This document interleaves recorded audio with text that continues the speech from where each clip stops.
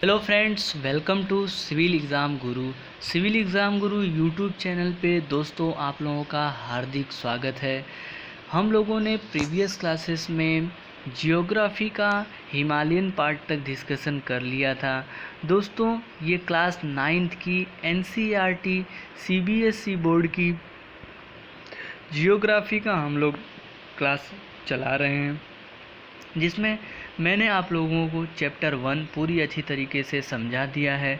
उसके बाद हम लोग ये चैप्टर 2 जो है कंटिन्यूअस कर रहे हैं। तो आइए अपने इस चैप्टर्स को आगे बढ़ाते हैं। नॉर्दर्न प्लेन क्या होता है दोस्तों? तो हमने देखा था कि जो पूरे हमारे अर्थ जोन को 6 पार्ट्स में डिवाइड किया गया था। पहला पार्ट था हिमालयन, और हिमालय के बारे में हम लोगों ने ऑलरेडी काफ़ी चीज़ें डिस्कशन कर ली हैं अपने प्रीवियस क्लासेस में। यदि दोस्तों आप लोगों ने उस वीडियो को नहीं देखा है तो कृपया करके उस वीडियो को देखिए और अपने नॉलेज को बढ़ाइए। The northern plane has been formed by the interplay of 3 major river system। दोस्तों नॉर्दर्न प्लेन जो है इसका उद्गम या इसका उद्भव ये जो बने हैं वो 3 मेजर 3 रिवर सिस्टम के कारण से बना हुआ है। कौन कौन सी 3 मेजर रिवर हैं? एक है इंदस रिवर, दूसरा है गंगा रिवर और तीसरा है दोस्तों Brahmaputra river, along with their tributaries, और उसके कुछ सहायक नदियाँ। जो ट्राइब्यूटरीज होती हैं, जो उनकी सहायक नदियाँ होती हैं, उनको बोलते हैं। This plain is form of alluvial soil. ये जो पूरा का पूरा प्लेन है दोस्तों एलुवियल सॉइल से बना हुआ है। दोस्तों ऐसी सॉइल जो पानी के बहाव के कारण बनती हैं, मतलब वाटर के द्वारा ट्रांसपोर्ट होके जो सॉइल बनती है उसको हम लोग बोलते हैं दोस्तों alluvial soil. The deposition of alluvium in a vast basin laying at the foothills of Himalayas over millions of years form this fertile plain. It is spread over an area of 7 lakh square kilometer। दोस्तों इसका जो फैलाव है 7 lakh square kilometre की area में फैला हुआ है। The plane being about 2400 km long and 240 to 320 km broad, 2400 kilometre लंबा और 240 से 320 किलोमीटर चौड़ा है। Is a densely populated physiographic division. इसका जो पूरा का पूरा डिवीज़न है बहुत ही घना है। With a rich soil cover combined with adequate water supply and favorable climate, it is agriculturally a very productive part of India। दोस्तों इसमें सॉइल जो है बहुत ज़्यादा है और पानी की भरपूर मात्रा होने के कारण इसका जो क्लाइमेट है, इसका जो वातावरण है, इसकी जो जलवायु है एग्रीकल्चर के लिए बहुत ही सूटेबल है, और दोस्तों उसमें हम लोग एग्रीकल्चर वर्क कर सकते हैं। नॉर्दर्न प्लेन का एक डायग्राम आपको दिख रहा होगा दोस्तों। ये पूरा का पूरा सॉइल दिख रहा है आपको, और ये यहाँ पे कुछ पेड़ पौधे लगे हुए हैं, तो वेजिटेटिव पार्ट्स के लिए बहुत ही इंपॉर्टेंट है। The river coming from the northern mountain are involve in the deposition work in the lower course due to gentle slope the velocity of river decrease which result in the formation of river Ryan island. दोस्तों जैसे जैसे वो नीचे जाती हैं वैसे वैसे जो स्लोप जो है कम होती जाती है, और रिवर की जो फ्लो की स्पीड है वो भी कम होती जाती है, और वो एक रिवराइन आइलैंड बनाती है। मतलब बीच में पानी होगा और आजू बाजू जो है वो ज़मीन का हिस्सा पार्ट होगा।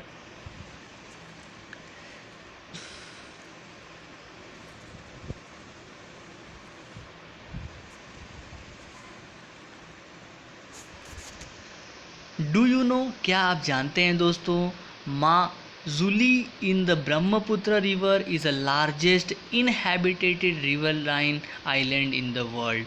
कौन सा है दोस्तों? कभी कभी आपके एग्ज़ाम में पूछा जा सकता है क्वेश्चन कि जो है माजुली एक जो है ब्रह्मपुत्र रिवर में एक लार्जेस्ट इनहैबिटेटेड रिवराइन आइलैंड है। The river in their lower course split into numerous channel. Lower course में जो रिवर है वो बहुत ही अलग अलग पार्ट्स में डिवाइड हुआ है due to the deposition of the silt. Silt क्या होता है दोस्तों? तो इसको हम लोग बोलते हैं कण, पार्टिकल्स, जिसका जो साइज़ होता है दोस्तों वो 2 माइक्रोन से 75 माइक्रोन के बीच में होता है, उसको सिल्ट बोलते हैं। These channels are known as a distributaries, ये सब चैनल को हम लोग डिस्ट्रीब्यूटरीज बोला जाता है। Northern plain is broadly divided into 3 section. Northern plain जो है दोस्तों 3 सेक्शन में डिवाइड किया गया है। एक है western parts of the northern plain is refer as a Punjab plain. Western part जो है नॉर्दर्न प्लेन का, जो वेस्टर्न पार्ट है उसको पंजाब प्लेन के नाम से भी जाना गया है। Form by the Indus and it's tributaries, किस रिवर से बना हुआ है यो? इंदुस रिवर से। दोस्तों जब रिवर एक साथ बहती हैं तो अपने साथ बहुत सारी चीज़ों का बहाव लेके जाती हैं और वो कहीं न कहीं जाके डिपॉजिट करती हैं। तो इसी के साथ साथ जब रिवर के अंदर से पानी बहता है, पानी के साथ कुछ सॉइल के सिल्ट के कण बहते हैं और बढ़ के जाके वो जमा होते हैं, तो फॉर्मेशन होता है प्लेन्स का। The larger part of this plain lies in Pakistan. ये जो ट्राइब्यूटरीज है, इंदुस का जो लार्जर पार्ट है वो पाकिस्तान में लाइज करता है। Indus and the tributaries the Jhelum, the Chenab, the Ravi, the Beas and the Sutlej originate in the Himalaya. Indus river और उसकी कुछ जो सहायक नदियां हैं जैसे कि झेलम, चेनाब, रावी, बीस, सतलुज, इन सभी का जो उद्गम स्थान है, जो ओरिजिनेट हुई हैं, वो हिमालयस में ही हुई हैं। This section of the plain is dominated by two doabs. ये सब सेक्शन, इस पार्ट को हम लोग डाउब्स के नाम से जानते हैं। कुछ इंपॉर्टेंट थिंग्स जिसको आपको जानना चाहिए। Doab is made up of the 2 words, डू मीनिंग्स इज टू एंड अब्स meaning is water. Similarly, Punjab is also made up of the 2 words, Punj meaning is 5 and Ab means water। तो जिसके अंदर 2 नदियां हैं उसको दाऊब बोला गया है। अब पंजाब मतलब जिसके अंदर 5 नदियां हैं उसको हम लोग पंजाब बोल रहे हैं। ठीक है दोस्तों, आगे बढ़ते हैं। Ganga plain extend between the Ghaghara and Teesta river. Ganga plain जो है घाघर नदी और तिस्टा नदी तक फैली हुई है। It is spread over the state of north India, Haryana, Delhi, UP, Bihar, partially Jharkhand and the west Bengal to its east. कहाँ कहाँ फैला हुआ है देखो दोस्तों, नॉर्थ इंडिया में, हरियाणा में, दिल्ली में, उत्तर प्रदेश, बिहार और कुछ पार्ट जो है झारखंड में भी है और वो वेस्ट बंगाल की तरफ भी है। Particularly in Assam lies a Brahmaputra plain. The northern plain are generally describe as a flat land. Northern plain दोस्तों ज़्यादातर कैसा है? फ्लैट लैंड है, with no variation in its relief. उसके अंदर कोई भी किसी भी प्रकार का वेरिएशन नहीं है, बदलाव नहीं है। It is not true. The vast plain also have a diverse relief features. According to the variation in the relief features, the northern plain can be divided into 4 regions. Northern plain जो है दोस्तों 4 भाग में बांटा गया है। The river, after descending from the mountainous deposit, pebbles in a narrow belt of about 8 to 16 km in the width, laying parallel to the slope of the Shivaliks. Shivaliks के समांतर 8 से 16 किलोमीटर तक ये पूरी फैली हुई हैं। It is known as a bhabar, इसको हम लोग बोलते हैं bhabar. All the streams disappear in the bhabar belt. जितने भी झरने होते हैं, स्ट्रीम को दोस्तों हम लोग झरने बोलते हैं, और ये भाबर बेल्ट में गायब हो जाते हैं। South of this belt the stream and the river reemerge and create a wet, swampy and marshy region known as Terai. Terai region जो है वो बहुत ही गीला, झीलनुमा, और मार्सी है, फिसलन वाला जो हिस्सा है वो तेराई रीजन है। This was a tricky forested region full of wild life. ये जो है thickly forested region of full of wild life. ये बहुत ही घना है और जंगली जीवों से भरा हुआ है। The forest have been cleared to create agricultural land and to settle the migrant from Pakistan after partition. तो जो जंगल हैं वो एग्रीकल्चरल लैंड में बदल दिए गए जैसे ही लोग जो हैं सेटल हुए पाकिस्तान से यहाँ पे आए पार्टीशन के समय। Locate Dudhwa national park in this region. तो दुधवा नेशनल पार्क जो है इसी हिस्से में पाया जाता है। The largest part of the northern plane is form of older alluvium. They lies above the food plains of the river and present a terrace like features. This part is known as भांगर। सबसे बड़ा हिस्सा सबसे longest लंबा हिस्सा जो है northern plain का वो इसी एलुवियम में हिस्से में पाया जाता है। They lie above the flood plain of the river and present a terrace like features. उस पर एक टेरेस लाइक फीचर्स है और उसको हम लोग बोल रहे हैं भांगर। आगे की तरफ बढ़ते हैं दोस्तों, नेक्स्ट स्लाइड की तरफ देखते हैं क्या बोलता है। The soil in the region is contain calcareous deposit locally known as kankar. ऐसा सॉइल जो है ऐसा सॉइल जिसके अंदर जो है कैलकेरियस मतलब चूना पत्थर जैसा कुछ है तो उसको हम लोग बोल रहे हैं kankar. The newer younger deposit of the flood plain are called as a khadar. Flood मतलब दोस्तों बाढ़ होती है, उसके पानी के साथ जो जमा होता है जो सॉइल का जो डिपोजिशन हो रहा है उसको बोला गया है khadar. They are renew almost every year so are fertile. ये हर साल कुछ नया नया बनता जाता है और ये दोस्तों जो हैं वो फर्टाइल होता है।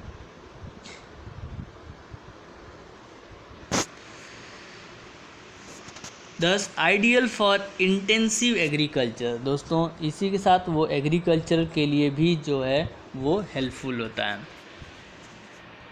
नेक्स्ट यहाँ पे हमने नॉर्दर्न प्लेन को कंप्लीट कर लिया है दोस्तों। आगे की टॉपिक की तरफ बढ़ते हैं। Peninsular प्लेटू। Peninsular plateaus is a table land composed of the old crystalline igneous and metamorphic rock. Peninsular plateaus जो है दोस्तों वो एक टेबल के फॉर्म में है और उसके अंदर वो क्रिस्टलाइन फॉर्म में है जिसके अंदर igneous rock and metamorphic rock का कुछ कॉम्बिनेशन है, कंपोज है, वो इसी से बना हुआ है। इग्नियस रॉक दोस्तों जो क्या होता है, एक हमारी अर्थ होती है, अर्थ के अंदर जो कोर होता है, कोर में जो होता है वो हॉट मैग्मा होता है और वो हॉट मैग्मा मतलब हॉट लिक्विड होता है और वो किसी कारणवश लिक्विड जो है वो ऊपर आता है ऊपर की तरफ और वो ऊपर आके जो है ज्वालामुखी वोल्केनिक इरप्शन जो होता है उसके थ्रू वो बाहर आता है। वोल्केनोज होते हैं तो उसको हम लोग बोलते हैं लावा और उस वोल्केनोज का सॉलिडिफिकेशन होने के कारण से जो रॉक बनते हैं उसको हम लोग बोलते हैं इग्नियस रॉक। मेटामॉर्फिक रॉक क्या होता है दोस्तों, तो इग्नियस रॉक में टेम्परेचर और दूसरे किसी चीज़ों के बदलाव के कारण जो बनता है उसको हम लोग बोलते हैं मेटामॉर्फिक रॉक।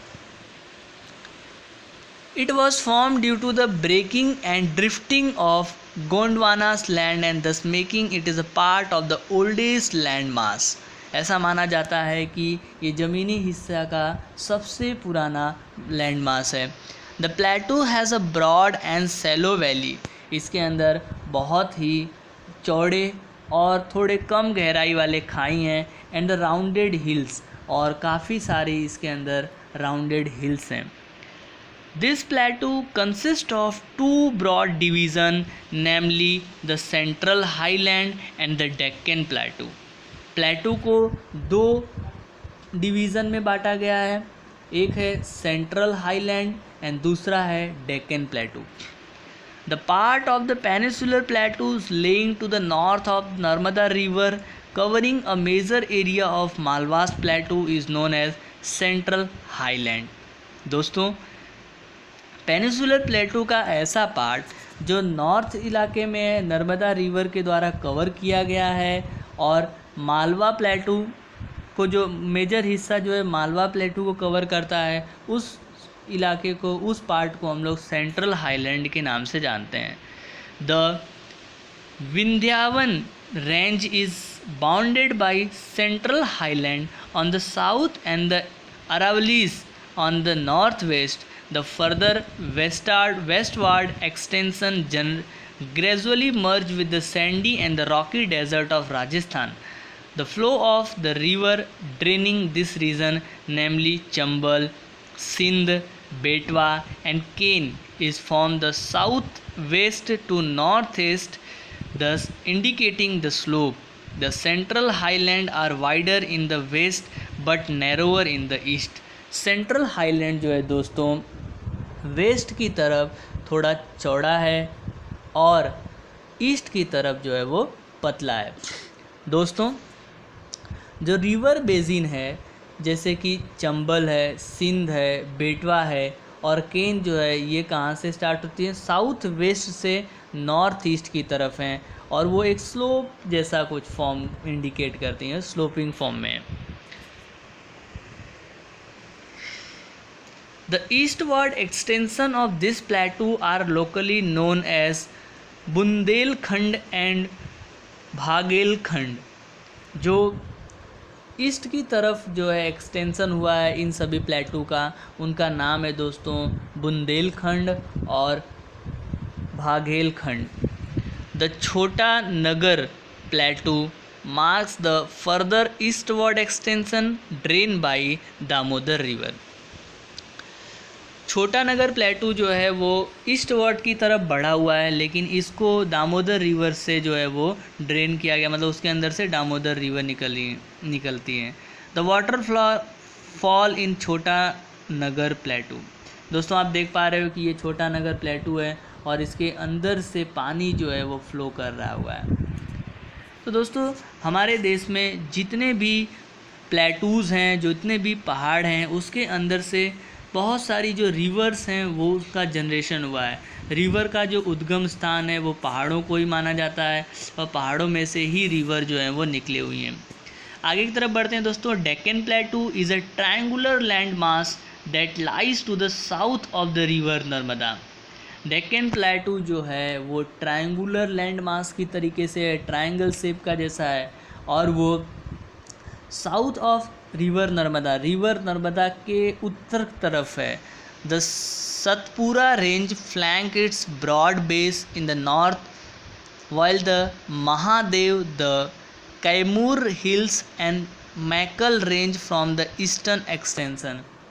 सतपुरा की जो रेंज है दोस्तों वो बहुत ही चौड़ी है और वो किस तरफ है? नॉर्थ में है, जबकि महादेव और कैमूर हिल्स जो हैं मैकल रेंज की हैं और उसका एक्सटेंशन ईस्ट की तरफ है, पूर्व की तरफ है। Locate this hill and the range in physical map of India. जो फिजिकल मैप ऑफ इंडिया में दिखाया गया है। Deccan plateau is higher in the west and slope gently eastward. West में पश्चिम की तरफ ये ज़्यादा फैला हुआ है और वो थोड़ा ईस्ट की तरफ, पूर्व की तरफ झुका हुआ है। An extension of the plateau is also visible in northeast, locally known as Meghalaya, Karabi, along plateau and the North Chanchars Hill. It is separated by a fault from the Chota Nagar plateau, Chota Nagpur plateau. Three prominent hills range from the west to east are Garo, Khasi and Jaintia hills. तीन जो हैं prominent hills उसके अंदर हैं। एक है Gairo hills, Khasi hills और Jaintia hills. Western Ghats and the eastern Ghats mark the western and the eastern edge of Deccan plateau respectively. दोस्तों जो वेस्टर्न घाट है और ईस्टर्न घाट है, जो वेस्टर्न और ईस्टर्न एज को दर्शाता है डेक्कन प्लेटू के। Western Ghats lie parallel to the western coast. Western Ghats जो है वो वेस्टर्न कोस्ट के समांतर दिशा में है। They are the continuous and can be cross through the passes only. Locate the Thal, Bhor और Palghat in the physical map of India. The western ghats are higher than the eastern ghats. Western ghat जो है दोस्तों eastern घाट के कंपैरिजन में थोड़ा ऊंचा है। The average elevation is 900 to 1600 metre as against 600 metre of the eastern ghats. Western ghat जो है वो 900 से 1600 मीटर ऊंचा है, जबकि ईस्टर्न घाट जो है वो 600 मीटर तक ही है। Eastern ghats stretch from Mahanadi valley to the Nilgiris in the south. दोस्तों ईस्टर्न घाट्स जो है वो महानदी वैली से निग्रीज तक फैला हुआ है, साउथ दिशा में, दक्षिण की तरफ। The eastern Ghats are discontinuous and the irregular and dissected by the river draining into the bay of Bengal. Eastern Ghats जो है दोस्तों, ईस्टर्न घाट्स के जितने भी रिवर्स हैं वो सब जो है कहाँ पे जाके मिल जाती हैं, बे ऑफ बंगाल में। Western ghats causes the orographic rain. Western ghats की वजह से जो ओरोग्राफिक रेन होती है, by facing the rain bearing moist wind to rise along the western slope of the ghat. Himalaya से जो टकरा के जो रेन उसी तरफ बरस देती है उसको हम लोग बोलते हैं दोस्तों orographic rain. By facing the rain bearing the moist wind to raise along the western slope of the Ghat, Western Ghats are known by different local names. Western Ghats के अलग अलग लोकल नाम भी हैं दोस्तों, आप पता कर सकते हो। The height of the Western Ghats progressively increases from north to the south. Western ghats की जो हाइट है, जो ऊंचाई है दोस्तों, वो धीरे धीरे जो है वो बढ़ रही है जैसे तुम नॉर्थ से साउथ की तरफ जाओगे तो। हाईएस्ट पीक इंक्लूड अनाई मुंडी 2695 मीटर। जो सबसे ऊंची पीक है वेस्टर्न घाट की वो है दोस्तों अनाई मुंडी, और वो है 2995 मीटर हाइट। और दूसरा है दोस्तों Doda Betta 2637 metre. Mahendragiri 1501 metre is a highest peak in the eastern ghat. Eastern ghat का सबसे ऊंचा जो पीक है दोस्तों वो है महेंद्रगिरी, जिसकी हाइट है 1501 metre. Shevaroy hills and the Javadi hills are located to the south east of the eastern Ghats. जो सेरॉय हिल्स है और जावेदी हिल्स है दोस्तों, वो साउथ ईस्ट का जो है ईस्टर्न घाट्स में है। Locate the famous hill station of उद्गम मंडलम popularly known as Ooty and the Kodai Canal. One of the distinct features of Peninsular Plateau is black soil are known as Deccan Trap. Peninsular प्लेटू का एक अलग हिस्सा जो है जो black soil के नाम से जाना जाता है वो है अपना दोस्तों Deccan trap. This is of volcanic origin, hence the rock are igneous. तो ये जो है वॉल्केनिक ओरिजिन है, जिसमें जो रॉक बना हुआ है दोस्तों वो इग्नियस रॉक है। Actually these rock have denudated over the time and are responsible for the formation of black soil. ये जो रॉक हैं धीरे धीरे जो है उनका डेनुडेशन होता है, मतलब वेदरिंग होती है, टूटते हैं, और उन्हीं के कारण से हमारा बनता है दोस्तों black soil. The Aravali hills lies on the western and the north western margin of the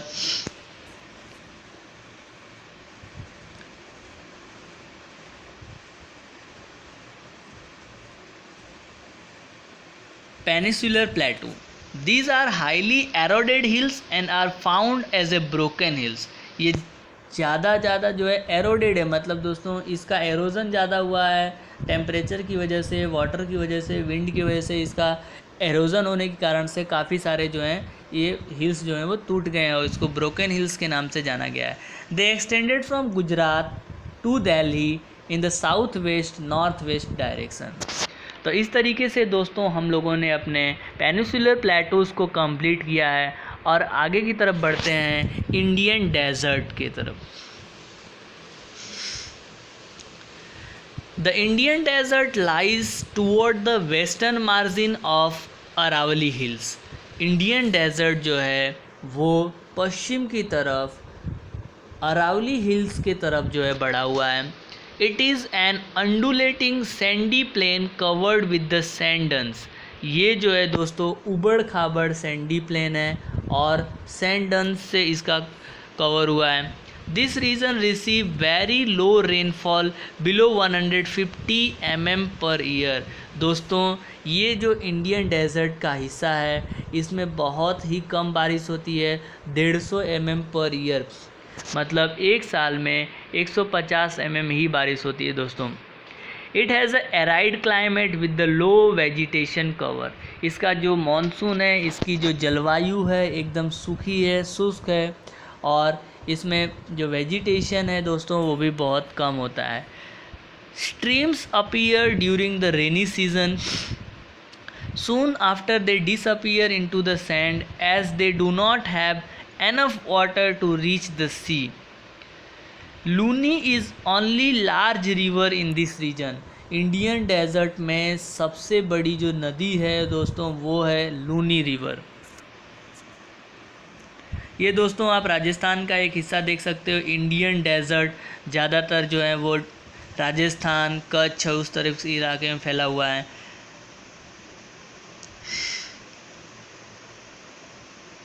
Barchans crescent shaped dunes covered larger area, but longitudinal dunes become more prominent near the Indo-Pakistan boundary.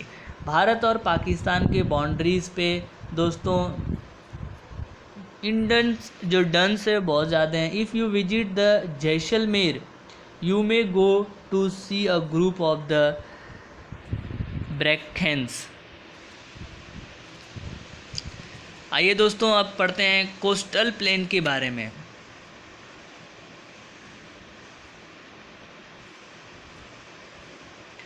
Coastal plain peninsular plateau is flanked by stretch of narrow coastal strip running along the Arabian sea on the west. पश्चिम की तरफ दोस्तों Arabian sea है, and the bay of Bengal on the east, और पूर्व की तरफ दोस्तों बे ऑफ बंगाल है। The western coast sandwiched between Western Ghat and the Arabian Sea is in the narrow plain. उसके बाद वेस्टर्न घाट्स है और अरेबियन सी दोस्तों जो है वो नैरो प्लेन के हिस्से में है। इट कंसिस्ट ऑफ 3 सेक्शन, उसके अंदर 3 पार्ट हैं। Northern part of the coast is called as a Konkan. उत्तर की तरफ जो कोस्ट का पार्ट है उसको बोला गया है कोंकण, और ये मुंबई से गोवा तक फैला है। The central stretch is called as a Konkan plain, while the southern stretch is referred as a Malabar coast, और जो दोस्तों दक्षिण की तरफ फैला है उसको हम लोग बोल रहे हैं मालाबार कोस्ट। यहाँ पे डायग्राम आप देख पा रहे हो दोस्तों कोस्टल प्लेन का, और कोस्टल प्लेन जो है वो मालाबार की तरफ फैला हुआ है। The plain along the bay of Bengal are wide and the level. Bay of Bengal का जो कोस्टल प्लेन है वो बहुत चौड़ा है और दोस्तों एक लेवल में है। In the northern part it is referred to be the northern Circar, while the southern part it is known as a Coromandel coast. Okay, तो साउथर्न पार्ट्स में ये कोरोमंडल कोस्ट के नाम से जाना जाता है। Large river such as Mahanadi, Godavari, Krishna and Kaveri have form extensive delta on this coast. दोस्तों सबसे बड़ी जो नदियां हैं जैसे कि महानदी हो गई, गोदावरी हो गई, कृष्णा हो गई, कावेरी हो गई, ये सब रिवर जो हैं वो डेल्टा बनाती हैं इसी कोस्ट लाइन में। Lake Chilka lake is an important features along the eastern coast. इसी में दोस्तों चिल्का लेक जो है वो है। The Chilka lake is a longest salt water lake in India. दोस्तों चिल्का लेक जो है भारत की सबसे saltest largest salt water lake in India. Bharat की सबसे बड़ी नमक के पानी वाली जो झील है वो है दोस्तों Chilka lake. It is a state of Odisha. कहाँ पे दोस्तों? ये ओडिशा राज्य में है और to the south of Mahanadi delta, Mahanadi delta के दक्षिण भाग में है, ओडिशा राज्य में है Chilka lake. Island, you have already seen that India has a vast main land. Bharat जो है ज़मीनों और भूभाग का हिस्सा हुआ है। Beside this the country has along the to group of island.